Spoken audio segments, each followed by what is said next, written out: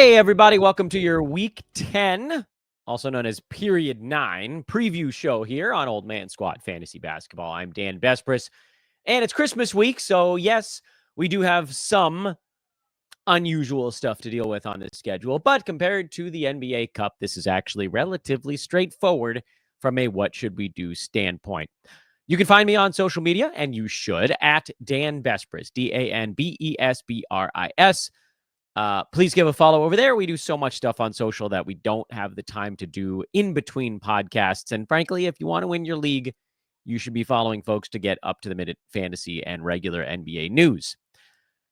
Hit that like button as you're settling in. That's a pretty easy one. Subscribe, no matter how you're taking in the content. And then if you're on one of the traditional pod channels, a 5-star review would really go a long way. BetOnline continues to be the world's most trusted betting platform and your number one source for online betting. They've got the earliest odds in in-game live betting, and BetOnline provides you with all the action and the ability to watch the games as they happen. Everything available to you at BetOnline. They've got football, the NBA, college hoops, NHL, UFC.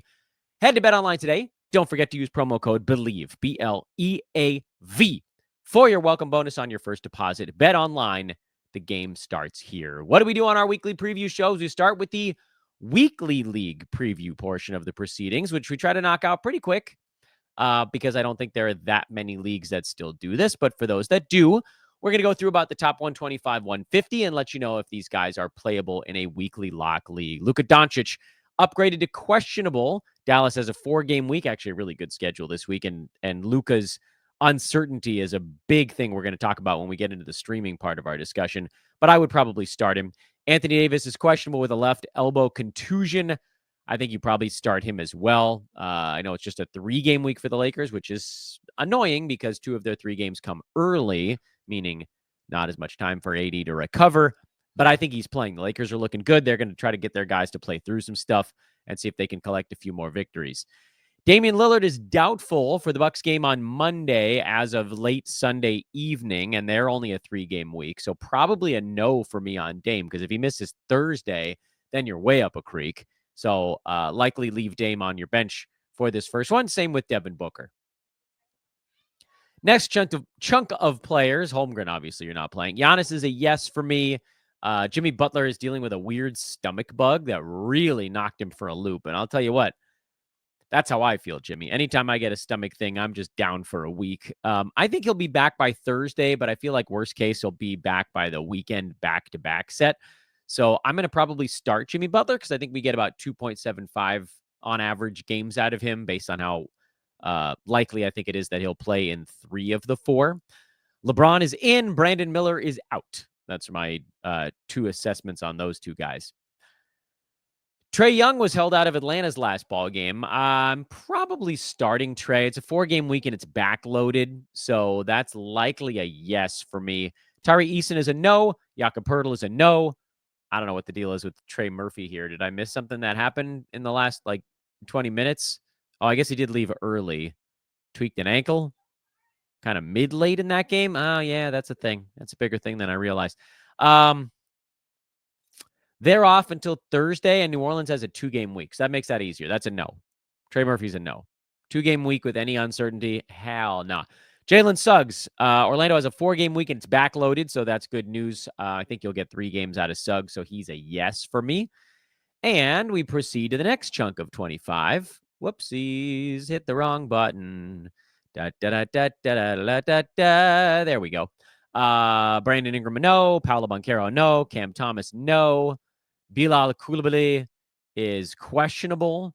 Boy, the Wizards, they stink, but Bilal's been so good. Just a 3-game week, though, for Coulibaly. So, this is one of those ones where I think whatever he is on Monday is the direction you go for the week. If he's out on Monday, you bench him for the week because you don't want to risk, frankly, only getting a 2-game week. You also don't want to risk getting less than that.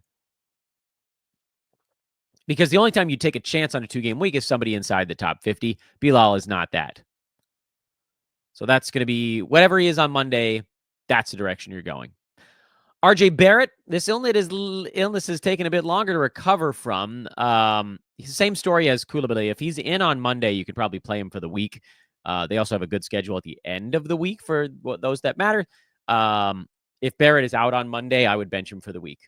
Easy call there. Are we basically at the end of it here? Did we go top 150? Anybody in this range we care about? Dorian Finney-Smith, I don't care. I actually didn't even know he had a thing going on. Oh, he's questionable. Bench him. Okongwu, no. Giddy, it sounds like is hoping to be back Monday. Do the same thing you did with Barrett. If he plays Monday, you start him for the week. If he doesn't, you bench him for the week. Great. Love it. Makes life easy. And that's our weekly portion of the show, which I try to speed through as best I can because I know that that's really a small percentage of you that are caring about these types of things. And most of you want us to get to the actual streaming part. I will add this on the weekly side. What you really want to be thinking about is total games played. And when you want to talk about total games played, you want to be talking about total minutes played. That's kind of the way you should be grading out what you're doing in your weekly league. Who's playing more minutes between two guys over the course of this week? If you don't know, okay, well, I get it. Like, that's why we can all come together and try to solve these problems as a group. But for the most part, you're thinking, okay, I got 2 games out of Jimmy Butler, maybe 2.5 games out of Jimmy Butler. That's like somewhere between 68, call it about 85-ish. No, 82? No, that's too low now. Yeah, I guess it's 85, about 85 minutes. So, like, that's the way you're grading things out. And obviously, some of these guys do more stuff in the time they're on the court. So you make the little adjustments here and there. But that's kind of the way you should be thinking about it when you get down to more of the fringy options on the weekly league side. And it's the way that we ran things for a very long time back at the old spot. I did the weekly lineup show for many years over there. And the calculation was largely, we get the questions of fringe level guys, top 90, top 100, top 125 type of dudes, where they're not separated by all that much in terms of actual production. So when you're making that weekly call, you're mostly just saying, okay, I'm going to assume these guys are basically the same. Number 95 and number 120 they're separated by nothing. So if you can get an extra dozen minutes out of one of those guys, that's the direction you go. When you talk about the guys up at the top of the board, it's a little bit different because of how they accrue stats quickly and, what stats they're getting and all that good stuff. All right, here's the part you guys came for. The streaming board. The streaming board, it is upon us. I will remind you all that this streaming board is available to all of you completely on the house, gratis. And I'd like to keep it that way forever. And I probably will. This streaming board is a horizontal calendar of every team and when they play. It's a way to visualize each individual day of the week, and you can just grade it out almost like a flow chart. You follow one thing to the next thing. You try to match it up. So, like, you got as many boxes as possible that are filled with words. If you're joining us for the first time, you probably don't know what I'm about to say. Everybody else might just need a reminder to go do it. Open up this document while we're talking about it.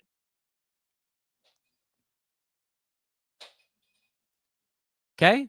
Like, just go open it up, navigate over to the streaming calendar board. Those of you that are watching on YouTube, you can see the tab name right down there at the bottom. It says Streaming Calendar 2024. If I move my head over here, does that help or does that make it worse? It makes it bigger. Let's go bigger. Now you can see what every team is doing.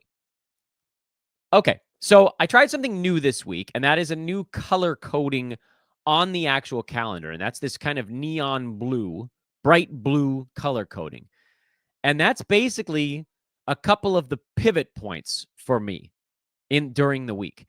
And you'll notice if you're following along as I'm kind of just sort of softly grazing up and down the calendar, most of those pivot points are Monday and Sunday.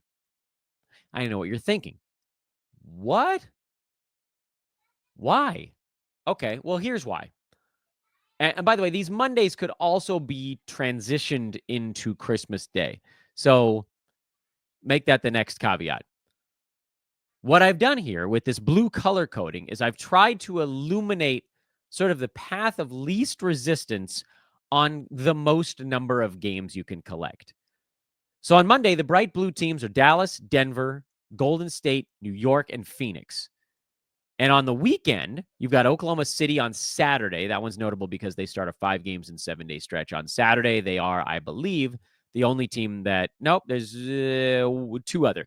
Atlanta and Miami also go back-to-back Saturday, Sunday, but their schedules are not as good immediately after that. The other teams that I've highlighted are Boston on Sunday and Toronto on Sunday. And the reason I highlighted these particular spots is that it's a way to sort of choose your 2 streaming slots or whatever it is that you've decided upon. For me, I like to go N, where N is the number of moves you have in a weekly league, or weekly moves you have in a head-to-head league, I should say, divided by 2. So if you have 4 weekly moves, I think you should be streaming 2 slots. At least. You can go bigger if you wanted to, but I certainly wouldn't go less. And the way that this makes sense is that, you start, let's just, for example, say you started with Golden State. Let's say Monday, you make a move to Denver or Dallas or Golden State or whatever. If you do that, you are holding those players through Saturday. It's a 6-day move. And if you do 2 of those on Monday, you can do 2 more swaps on Sunday, because then you pivot into, say, Boston. They go 4 times over 6 days starting on Sunday. You could go to Oklahoma City on Saturday if you really wanted to, or Sunday. They also go 4 times in 6 days on Sunday, as does Toronto, who has the best schedule of the 3. They go 3 times in 4 days and 4 times in 6 days starting on Sunday. So it's almost like you could take one blue dot and draw an arrow to the next blue dot on this screen. And that's the way to think through, here's where I'm going to make my moves. Conversely, if you pick up someone or someone else on your team gets hurt on like a Thursday, you look for other spots to make your move, whatever that might be. And this week, there are a bunch of teams that on Thursday have, a nice little stretch of 3 games in 4 nights or whatever. So you have alternates there if you want them. This is the, in a temperature and pressure controlled whatever chamber, you can make moves on these days to these teams, maximize your games played, and not have to think too much outside of what we present. But as we all know, life is filled with broken dreams. So let's look at the teams that have god-awful schedules this week, and let's figure out what to do about them. Those teams are, and this is in alphabetical order, the Cavaliers, Cleveland Cavaliers, the Los Angeles Clippers, and to a lesser degree, the New Orleans Pelicans and the Sacramento Kings. But only sort of like lesser in name only, Lino. Let's talk about Cleveland. They play Monday and Friday, and they're off for 3 days in between, and then they're off 2 days at the end of the week. Obviously, you don't have to make a move with the Cavaliers on Monday or Tuesday, because let's say you're streaming like a Karis LeVert or a George Niang or something like that, someone that you definitely want to get off of when you don't have to do it anymore. You can take that game on Monday, but you're probably going to want to make a move on Wednesday.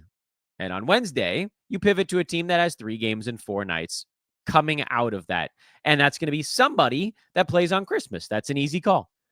Nobody plays Christmas and the next day. So you're looking for a game, then an off day, and then a back-to-back.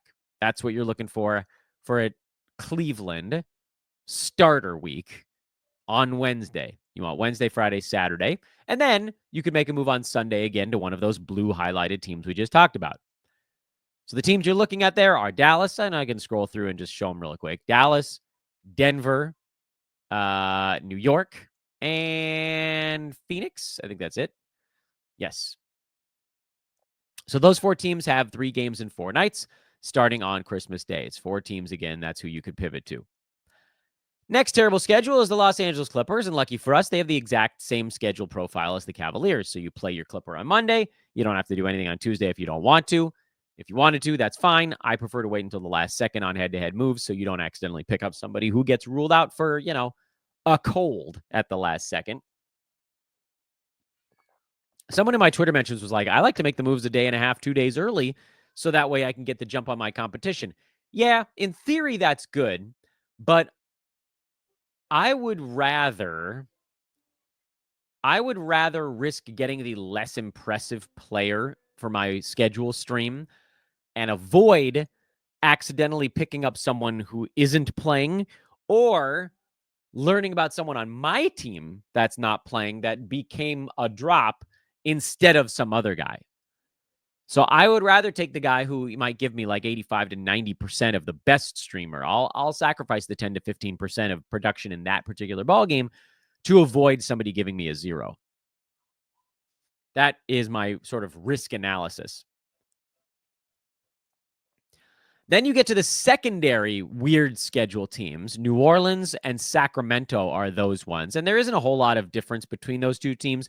New Orleans plays Thursday, Friday. Sacramento plays Thursday, Saturday. So I would argue Sacramento is the worst of the two schedules because at least with New Orleans, you get a back-to-back blended in there. But again, it probably doesn't make that big of a difference. However, you have some choices because Monday's an overload day. Tuesday is a nobody day. So there really isn't anything you can do on Monday or Tuesday to impact your schedule in any meaningful way. Meaning that Sacramento, you're pretty much treating this like a 5-day week. Okay, fine. They don't play on Monday, but who the hell cares? You have 12 of your 13 guys playing, so you've got plenty. It's not really costing you a game, is what I'm saying on Monday, even though everybody else's players are going. Wednesday through Sunday, the best case scenario is to get a Wednesday, Friday, Saturday, 3 games in 4 days stretch that you then make another move with on Sunday. And that's probably what you could do with Sacramento if you wanted to. If you wanted to. You gain 1 game through the first move, and you gain another game with the second move. So there's no downside really to it, but it's not quite as effective as what you might get out of the Cavaliers or the Clippers. Because there you're turning a 2-game week where they play on Overload Monday. You can turn it into a 4-game week. That also includes Overload Monday, but you're just adding 2 moves with one. You're adding 2 games, I should say, with 1 weekly move. So the Clippers and the Cavaliers are the ones where you really got to abandon ship. New Orleans is kind of a weird little monster too, because you don't need to worry about Monday and Tuesday, like we just said. They don't play on Christmas, but they do go Thursday, Friday, which is a rarity. And sure, you could pivot to someone on Wednesday that goes 3 games in 4 nights. But if you like the Pelican you have better, you might just hold on to their guy through Friday. Because either way, you're 2 games in after that Friday. Again, excluding the first 2 days of the week. I don't care that New Orleans doesn't play because you're overloaded. So it costs you nothing. So basically, you're debating between over a 3-day stretch, the 25th, 26th, and 27th. And between New Orleans and any of these other teams, your best case is 2 games there, and New Orleans matches you. But after Friday, you should probably get off of New Orleans because then if you don't do anything with the rest of your week, you're getting nothing. Switch to Oklahoma City, or who did I say? Atlanta was the other one. There was one other team. And Miami, one of these teams that goes Saturday, Sunday back to back. Preferably Oklahoma City because that's part of a 5 games in 7 day stretch for the Thunder. Miami actually starts one of those on Wednesday of next week, so it's not a disaster. But Miami has the Saturday, Sunday back to back, and then 2 days off, just like Atlanta does as well. So a little bit more of a letdown after that move. So that's if you got New Orleans, you hold through Friday, you make 1 move on Saturday to turn your 2-game week into a 4-game week. And yeah, it's a short-term move, most likely, unless you're able to go OKC and hold through the next 3 or 5 days. But again, 2 games played, 1 roster move. That's an effective move, even if it's over a very short span. And you guys know me. I don't like to use my moves for fewer than a 4-day haul. But if you've been able to hold the move all week long and you still have like 3 of your weekly moves left on Saturday, or even 2 for bleep's sake, you could certainly blow one of those on a weekend back-to-back. So those are the 4 teams with what you'd call like bad or semi-bad schedules. Those are the ones that you want to get off of. If we're going to look back at sort of like the Dan's favorite path through the week, we're going to kind of have to just pick a team and roll with it. So for now, let's use the example of the Dallas Mavericks because to me, they're a really good one. The Mavericks have Monday, Wednesday, Friday, Saturday. Obviously, Monday is the overload day, so that's kind of neither here nor there. Wednesday, Friday, Saturday. Likely not full slates for your team, meaning all 3 of those games you should be able to use whatever Maverick you pick up. We don't know if Luka Doncic is playing on Monday. I would assume he's playing on Christmas Day. It would very much surprise me if he didn't, meaning if you pick up like a Spencer Dinwiddie or a Quentin Grimes or a Najee Marshall, you kind of have to do so assuming that they're not going to have that prominent role for the last 3 games for the Mavericks this week. So how do you handle it? I still think you probably just sit on that player. Even if you were like, yeah, it's not going to be as good, but like, I'll take these 3 games over 4 nights, even if they're not quite as impressive, because I don't want to use up a roster move to not gain a game played, even if I get a slightly better streamer. I have no idea who's going to be a good streamer in Golden State right now. That team is very much in flux. Denver doesn't really have anybody. New York, not many. Phoenix, I guess, is an interesting option if you wanted to go Monday. And the reason that these Mondays are color coded blue, and you're like, rightfully yelling at me, Dan, you jerk. You, whatever. We're not going to go down that path. Dan, you idiot. You just told us not to worry about Monday and Tuesday. Why would I make a move on Monday and Tuesday? You don't have to. You don't have to. I color coded Monday because if you wanted to make a move to a Phoenix Sun, like a Royce O'Neal, let's say he's floating around and available in your league, Monday you could do it. But of course, the problem, as I just talked about, is what if he gets hurt on Monday and you didn't get to use him anyway because you're overloaded?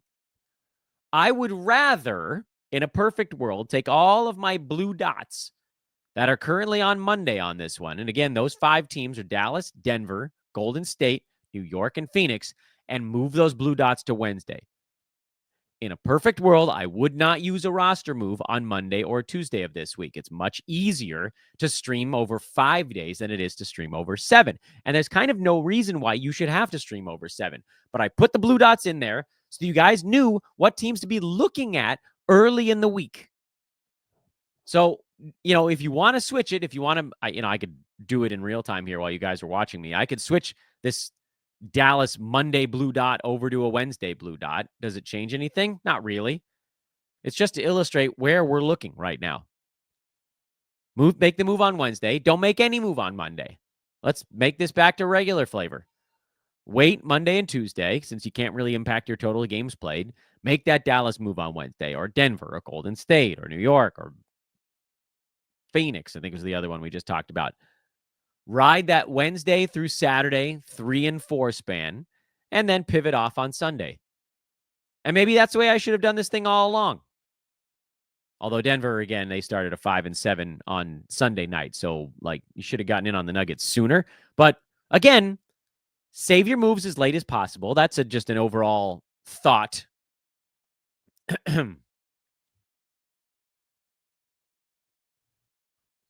What's the word?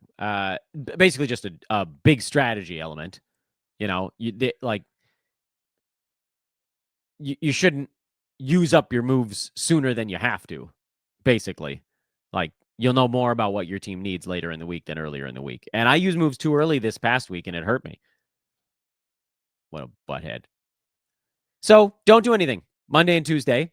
Wait to make sure the players you're picking up on Christmas Day are actually going to play and have a big role. Hold those guys for 4 days. Make moves on Sunday. Use 2 moves on Christmas, 2 moves on Sunday. There's your 4 moves for the week. Bingo, bango. You've turned bad schedules into good schedules. You've maximized your games played, and you also set yourself up for a really nice first 4 to 5 days of week 11 / period 10, whatever you want to call it.